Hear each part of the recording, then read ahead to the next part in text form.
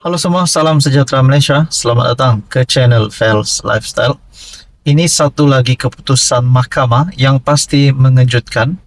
Daim Zainuddin bersama isteri dan anak-anak mereka. Nah, saudara-saudara, seperti yang kita sudah update sebelum ini, di mana isteri kepada Tun Daim Zainuddin dan Daim Zainuddin sendiri yang didakwa. Ini berkaitan dengan pengisytiharan harta.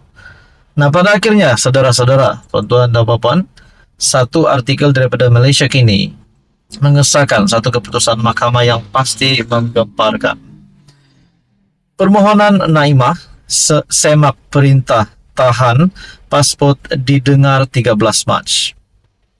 Mahkamah Tinggi Kuala Lumpur menetapkan 13 Mac depan untuk mendengar permohonan isteri bekas Daim Zainuddin, Naimah Abdul Khalid, bagi menyemak perintah Mahkamah Session yang menahan pasportnya selepas didakwa gagal mengisytiharkan harta. Hakim Ahmad Bache membuat keputusan itu pada prosiding pengurusan kes berkenaan hari ini. Ahmad turut memerintahkan agar pihak pendakwaan dan pembelaan memfailkan hujahan bertulis masing-masing pada 4 Mac dan hujahan balas pada 11 Mac. Katanya, kedua-dua pihak akan berhujah secara lisan pada 13 Mac dan dia mungkin membuat keputusan pada hari yang sama. Timbalan pendakwa raya Ahmad Faisal, Muhammad Azmi dan Muhammad Fadli Muhammad Zamri mengesahkan mereka telah menerima dokumen permohonan semakan Naimah yang diserahkan melalui Peguam Rajesh Nagarajan hari ini. Berdasarkan dokumen yang difailkan menerusi Tetuan Raj dan Sach minggu lepas, Naimah mendakwa alasan yang kukuh harus diberikan oleh timbalan pendakwa raya untuk menahan pasportnya. Katanya adalah tidak wajar ia dibenarkan hanya disebabkan rutin atas permintaan pendakwaan. Pada hari saya dituduh, tiada sebab atau asas diberikan oleh timbalan pendakwa raya bagi penahanan pasport, dan walaupun peguam saya telah memberikan alasan untuk membantah, mahkamah masih memerintahkan supaya pasport saya ditahan sebagai syarat jamin. Pada 23 Januari lepas, Naimah 66 tahun didakwa di Mahkamah Session Kuala Lumpur atas pertuduhan gagal mematuhi notis mengisytiharkan hartanya, termasuk membabitkan Menara Ilham serta beberapa aset lain di sekitar KL dan Pulau Pinang. Hakim Azra Alwi membenarkan Naimah diikat jamin sebanyak RM250,000 dengan seorang penjamin dan memerintahkan dia menyerahkan pasportnya kepada mahkamah. Pada 29 Januari lepas, Daim 85 tahun turut didakwa atas pertuduhan sama membabitkan 1 akaun bank, 7 kenderaan mewah, 38 syarikat dan 25 hartanah.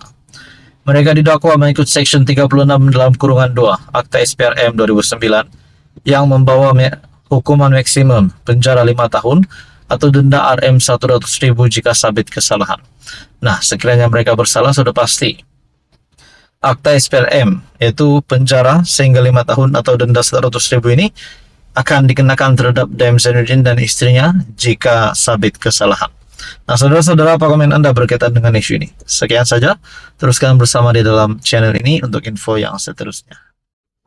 Halo semua, salam sejahtera Malaysia. Selamat datang ke channel Fels Lifestyle. Info padu, info hangat disediakan di dalam channel ini. Sudah pasti sebelum ini ada yang mengetahui berkaitan dengan keadaan kesihatan Timbalan Presiden PKR Rafizi Ramli ataupun Menteri Ekonomi hari ini di dalam Kabinet Kerajaan Perpaduan. Sudah pasti ada yang mengetahui berkaitan dengan status kesihatan Rafizi Ramli. Tetapi pada akhirnya, satu lagi perkongsian daripada FMT dan ini disahkan oleh Perdana Menteri Datuk Seri Anwar Ibrahim. Keadaan terkini Rafizi Ramli yang pasti menjadi persoalan ramai orang. PM ziarah Rafizi di hospital. Dalam perkongsian menerusi laman Facebook dan X, Anwar Ibrahim mendoakan ahli parlimen Pandan itu diberikan kesembuhan segera. Oke, sebelum saya meneruskan di dalam artikel daripada FMT ini, ada yang bertanya, adakah Rafizi Ramli sekiranya keadaan kesehatan beliau berterusan yang perlu dirawat berkala, yang perlu selalu datang ke rumah sakit untuk mendapatkan rawatan? Adakah ini akan menjejaskan kerja ataupun tugas beliau sebagai Menteri Ekonomi sehingga beliau boleh digugurkan daripada kabinet? Nah, itu menjadi persoalannya, saudara-saudara. Apapun kita belum ada keputusan berkaitan dengan itu, belum ada kabar angin pun belum ada, tetapi kita nantikan saja apa yang akan berlaku selepas ini. Perdana Menteri Anwar Ibrahim menziarahi Menteri Ekonomi Rafizi Ramli yang sedang dirawat di hospital. Berkesempatan ziarah Menteri Ekonomi, Saudara Rafizi Ramli yang sedang dirawat di hospital. Alhamdulillah, keadaan beliau bertambah baik. Mendoakan Saudara Rafizi diberikan afiah sesegera mungkin, insya Allah, katanya. Anwar bagaimanapun tidak menyatakan tarikh dan waktu serta hospital Rafizi dirawat. Pada Oktober tahun lepas, media juga melaporkan Rafizi mengalami serangan jantung dan dikejarkan ke Pusat Perubatan Universiti Malaya, PPUM, dan kemudiannya dilaporkan stabil. Nah, satu lagi artikel yang mengejutkan, pada tarikh yang sama itu pada 19 Februari, di mana artikel ini juga menyebut nama Menteri Ekonomi. Rafizi sedia bertembung dengan orang kuat Najib, tapi itulah tajuk artikel daripada Malaysia Kini. Nah, adakah dengan ini Rafizi akan bertembung dengan orang kuat Najib? Dan adakah satu lagi rahsia bakal didedahkan? Menteri Ekonomi Rafizi Ramli sedia berdepan dengan orang kuat bekas PM Najib Razak dalam rancangan podcast Yang Bakar Menteri. Bagaimanapun, timbalan Presiden PKR yang sedang menjalani rawatan di hospital berkata, dia perlu mendapatkan pandangan Perdana Menteri Anwar Ibrahim dan Presiden UMNO Ahmad Zahid Hamidi. Rafizi berkata dia tidak menjawab kritikan MKT Ahli Majlis Kerja Tertinggi UMNO Muhammad Fuad Zarkashi serta bekas ahli MKT Isham Jalil dan aktivis Lim Sian Si kerana tidak mahu mengerukan hubungan dengan UMNO yang kini dalam kerajaan.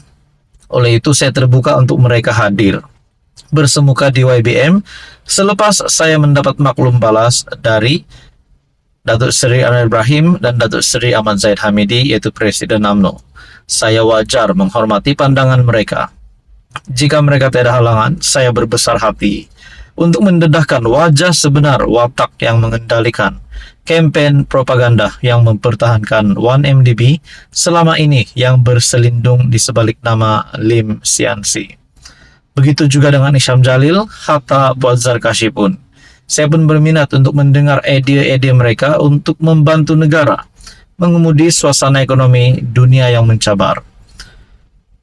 Nah, saudara-saudara, kita sudah pasti menantikan sekiranya benar Rafizi akan mengadakan debat ataupun bertemu di dalam podcast Yang Bakar Menteri bersama-sama dengan Isham Jalil, Fuad Zarkashi dan Lim. Ini sudah pasti satu pertemuan yang dinantikan ramai. Jadi saudara-saudara, apa komen Anda? Sekian saja, teruskan bersama di dalam channel ini.